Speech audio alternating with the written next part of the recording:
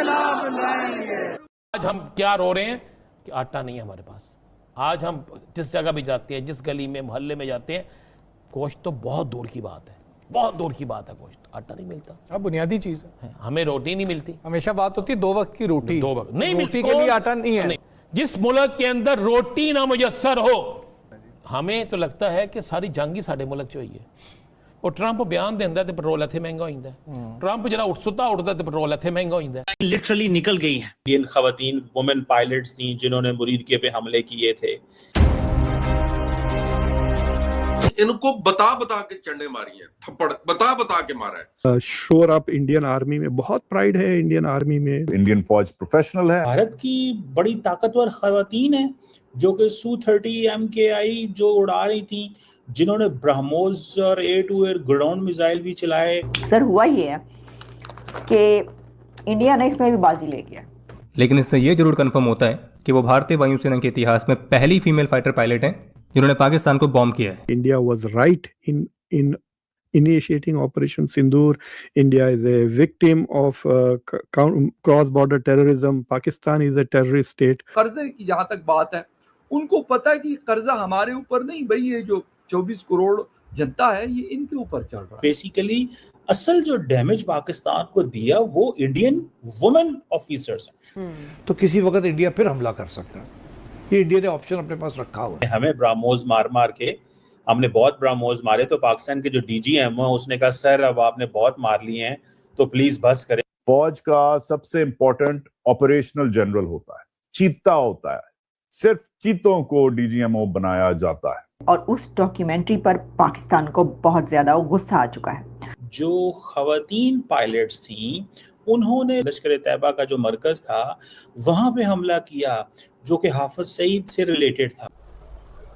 जी हाँ, तो अब पाकिस्तानियों को धीरे ही सही लेकिन सच पता चल रहा है कि भाई इंडिया ने बड़ी ठोका है ऑपरेशन सिंदूर में।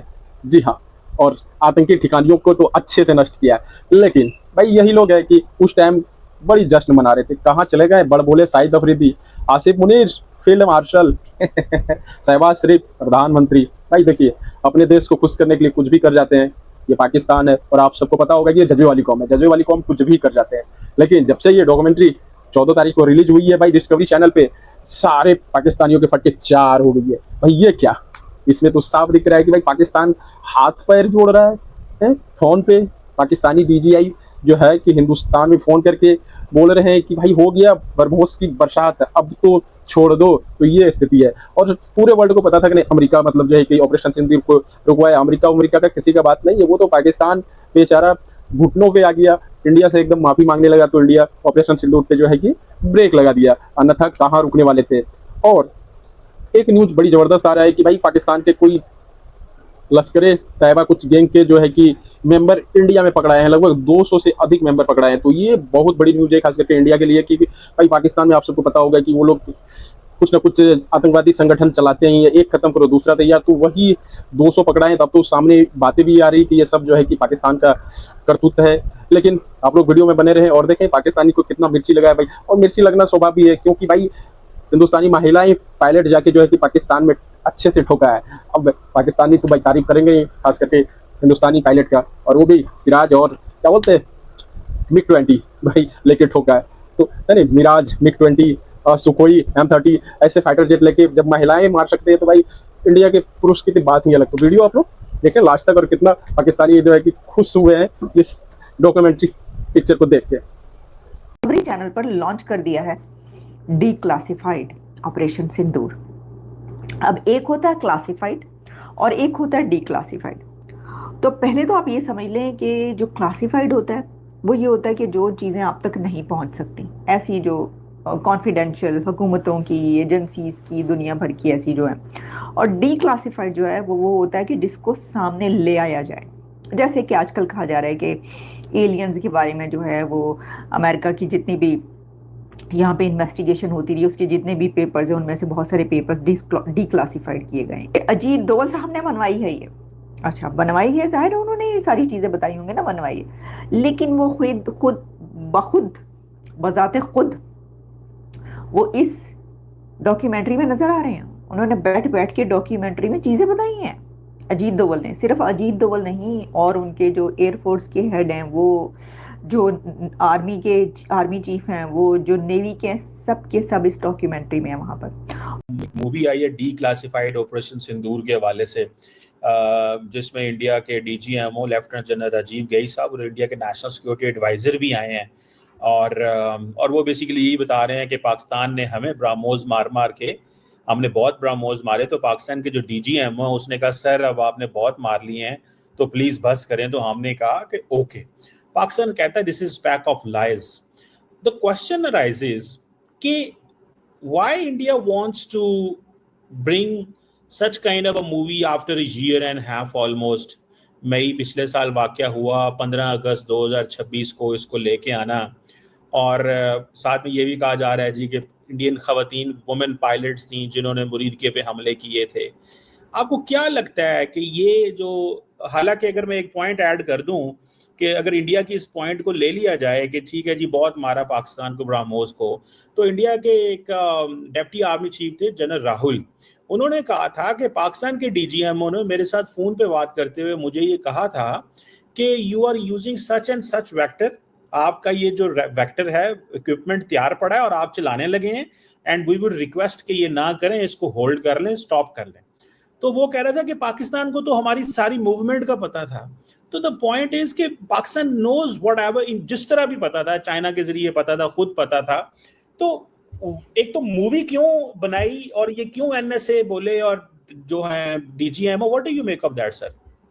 So mere comments are not about the content of the documentary because I have not seen the documentary. My comments are on the politics of the documentary.